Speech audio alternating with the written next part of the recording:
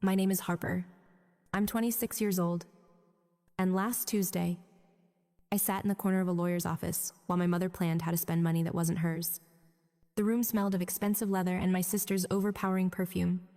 Madison was showing my mother, Cynthia, photos of Italian marble on her phone. "Look at this for the entryway," she said, her voice high and excited. "It would look amazing in Blackwood Manor once we gut that awful woodwork." My mother nodded, eyes gleaming. "We'll need a contractor immediately. We can flip it in a year for double the value." They talked over me like I was furniture. My father, Gregory, paced by the window, muttering about liquidation timelines. None of them asked how I felt about my grandfather passing away 3 days ago. To them, his death was a lottery win. I was just the inconvenient daughter who had driven them here. Then Mr. Sterling walked in. He was my grandfather's attorney, a man with eyes like flint. He sat down, opened a thick folder, and the room went silent. My mother leaned forward, her smile tight and expectant. "As you know, Mr. Sterling began, Arthur Blackwood was very specific about his final wishes." My mother nodded eagerly. "Of course," she said. "We just want to honor his legacy." Sterling looked at her over his spectacles, then briefly at me.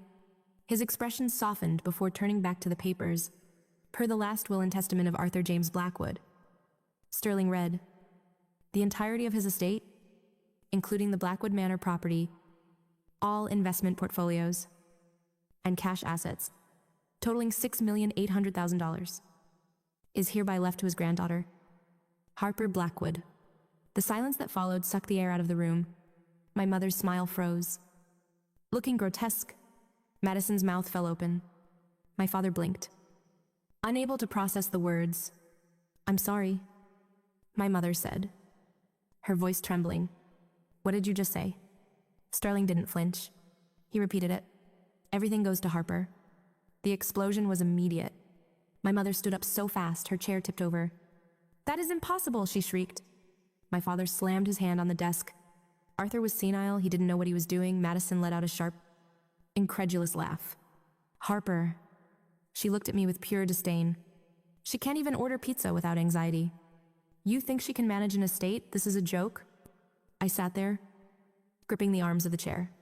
My instinct, honed over 26 years, was to apologize, to shrink, to say maybe we should share it. That's what the old Harper would have done. The Harper who believed she was the problem. But then I remembered the last conversation with my grandfather. He had held my hand and told me, "Harper, silence isn't weakness. If you use it as a shield, don't let them see you bleed." So I didn't speak. I didn't cry. I watched my mother's face twist into greed. I watched my father reveal his cowardice. I watched my sister's mask crumble. In that moment, I decided to disappear. Not physically, but emotionally. I became a gray rock, dull, impenetrable. "Harper." My mother was in my face now. Tell him you don't want it. You know, you can't handle this. You'll have a breakdown in a week." I looked right into her frantic eyes and felt nothing. The panic was gone, replaced by cold observation. She looks disparity, I thought. I stood up slowly and walked to Mr. Publian Sterling's desk. "Where do I sign?" I asked. My voice was steady. My mother gasped. "Don't you dare," she hissed. "Don't you dare sign that." I signed. My signature was smooth. I handed the pen back. "Is that all?" Sterling handed me a set of heavy iron keys. "That is all for now, Miss Blackwood." I took the keys and walked toward the door. My father blocked my path. "Harper, be reasonable," he said, his voice switching to a patronizing tone. "We're just worried about you. That house is a wreck. The taxes will bury you. You need us." I stepped around him. "Excuse me," I said. I closed the door gently behind me, cutting off my mother's rising scream. I walked past the stunned receptionist and out into the bright sun. I got into my car, locked the doors, and put the key in the ignition.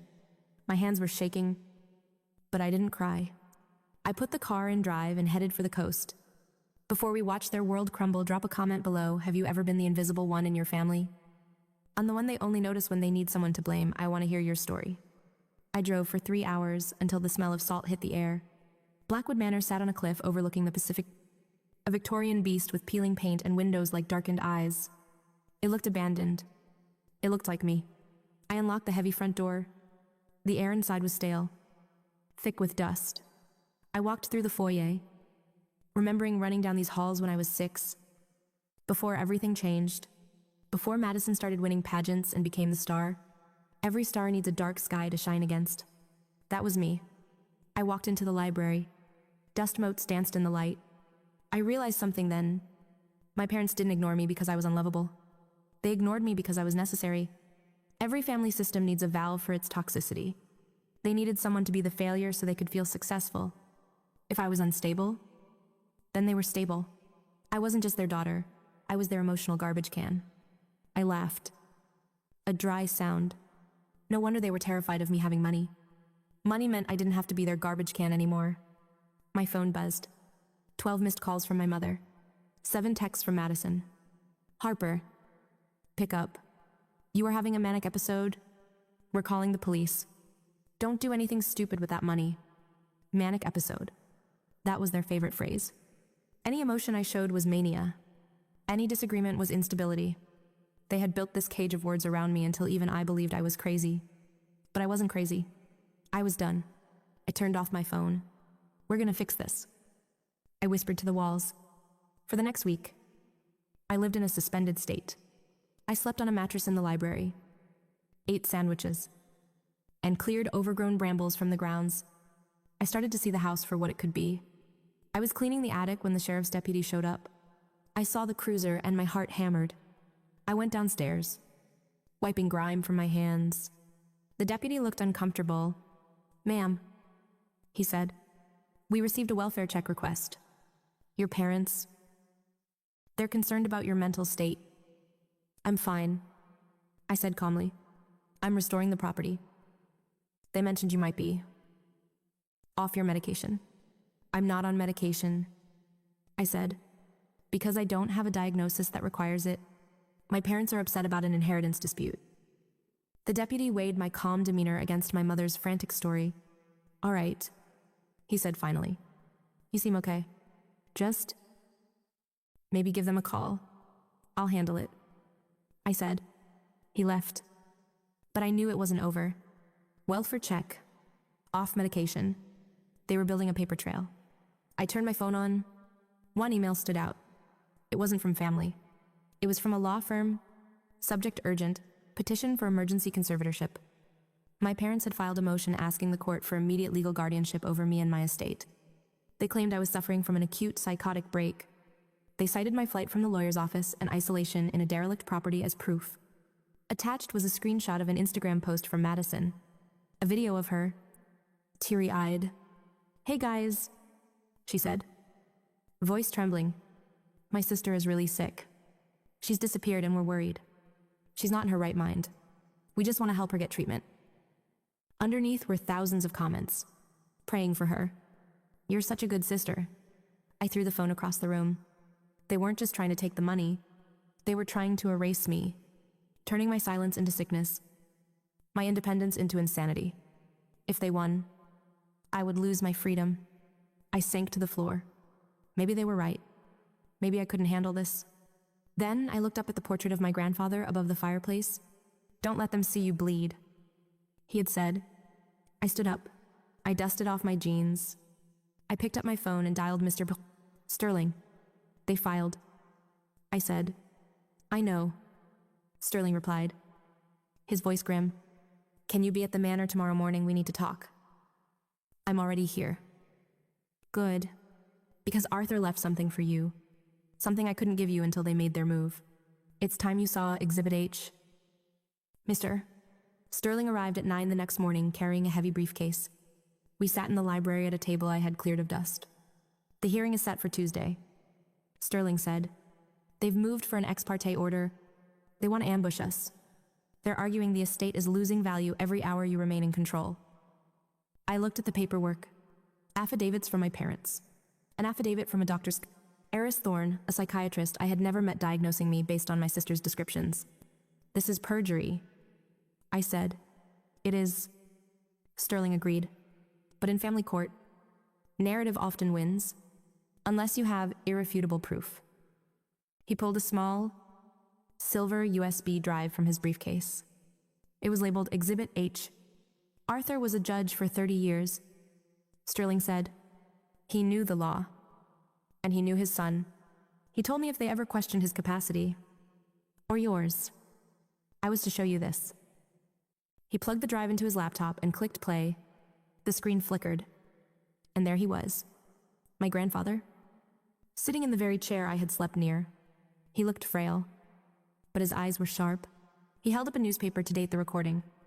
"My name is Arthur James Blackwood," he began, voice raspy but steady. "I am of sound mind, and I am making this recording because I know my family." A lump formed in my throat. "If you are watching this," he continued, looking into the lens, "it means my son Gregory and his wife, Cynthia, have challenged my will. It means they are trying to take from Harper what I have rightfully given her. They are likely claiming she is weak, or unstable, or unfit." He leaned forward. "Let the record show, Harper is the only one of them who is sane." Tears pricked my eyes. I bit my lip. Gregory sees money as a scorecard. Cynthia sees it as a spotlight. They have spent years stripping my granddaughter of her confidence so she wouldn't realize she is the only one with the strength to carry this legacy. I have watched the emotional battering. I have watched the neglect. His expression hardened. "I am not leaving my estate to Harper because she is my favorite. I am leaving it to her because she is capable. She is resilient. And unlike her parents, she has a conscience." To the court, I say this: my son and daughter-in-law are not concerned guardians. They are vultures. The video ended. For a long moment, the only sound was the ocean outside. I stared at the black screen. "He knew," I whispered. "He knew. Sterling Efjemel. And he gave us the weapon to stop them." My phone buzzed. A text from my mother. "The police are on our side. Harper, don't make us drag you out in handcuffs. Just sign the papers and we can make this go away." My thumb hovered over the screen. I wanted to scream at her. I wanted to tell her she was going to lose. But I thought about the Grey Rock method. A reaction gives them fuel. If I fought back now, I was just the unstable daughter. I put the phone down without replying. A rock doesn't argue with the hammer. It just breaks it. "Let them come," I said to Sterling. "Let them drag me to court." Sterling smiled thinly. "You're not going to settle." "No, I'm done settling." I picked up the USB drive. It was warm in my hand. "Prepare the defense." "Mr. Sterling," I said, "but don't tell them about the video. Let them walk into court thinking victory was guaranteed." The days before the hearing passed in cold silence. My mother left 17 voicemails, swinging from sweet concern to venom. "You ungrateful brat. You'll rot in a facility." I saved them all. Evidence. Tuesday arrived, wrapped in fog. I put on a black suit, pulled my hair back, and realized the girl in the mirror wasn't the family's black sheep anymore. She was the CEO of revenge. The courthouse smelled like polish and tension. My parents and Madison sat in soft colors, faces arranged in mournful sympathy. My mother mouthed Harper, reaching out with trembling hands. I ignored her. Judge Thornton entered and called the case an emergency conservatorship petition, claiming I was incapacitated. Their lawyer stood, oozing sincerity as he accused me of instability, insisting they only wanted to save me and the family estate. Sterling rose. No opening statement. No witnesses. Only one piece of evidence. He plugged in the USB. The judge frowned. Highly irregular. It was prepared by the testator, Arthur Blackwood. My grandfather's face filled the courtroom. My parents froze. Madison's confusion turned to dread. Arthur spoke of the abuse, the scapegoating, the greed. My son and daughter-in-law are not guardians. They are vultures. Then the final blow, he left everything to me because I was the only one with character, the only sane soul in a house of madness. When the screen went black, the silence felt like vacuum. Judge Thornton removed his glasses slowly. In my career, I have never seen a man testify from the grave to protect his grandchild. When my father tried to protest, the judge barked. Sit down, he dismissed the petition with prejudice and referred my parents for perjury investigation. It was over. Outside, the sun was bright when my mother chased me down the steps. We were trying to protect you. She gasped. My father demanded we fix this, insisting the money was theirs. You don't have to pretend to care anymore, I said. When my mother screamed that if I drove away, I was dead to them, I rolled the window down an inch. I've been dead to you for years. I just finally buried the body. 6 months later, Blackwood Manor breathed again. The brambles were cleared. The air was salt and lavender. I turned the East Wing into an artist residency, quiet people making loud art. Inside, sunlight and conversation replaced the old dread. In my office, a photo of Arthur sat on the desk, caught mid-laughter. My phone buzzed. The blocked calls list still held my parents and Madison. My pulse didn't change. I no longer wondered if they regretted anything.